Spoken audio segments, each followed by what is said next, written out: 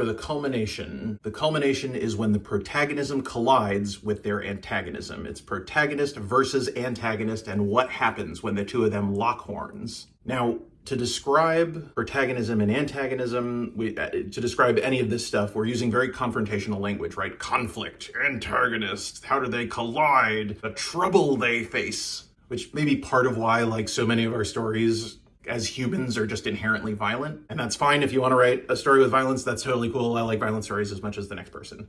But I do think it's important to remember that when you're writing a culmination, when you're designing an antagonist, it doesn't always have to be this character versus this character. It can be subtler than that. It can be a more low-key problem. For example, every Friday morning, I call my dad because I need to schedule it.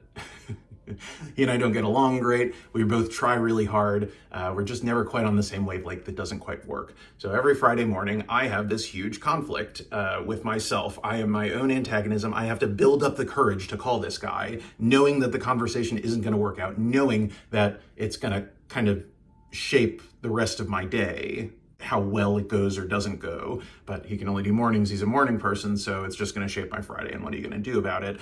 There's a whole intense internal monologue of me going, don't psych yourself out about this. Don't say, the more relaxed you are, the more you can just chat with your dad, the more likely the conversation is going to go well. If I call him full of nerves and terrified, then that's going to seep into my side and it's going to make the conversation automatically terrible. But if I can calm myself down, which is a tough thing to do. So you see, there's no lightsaber battle in that scene. My dad and I don't fight. We're probably many years overdue for a fight. I just kind of let him get away with stuff is how I've survived.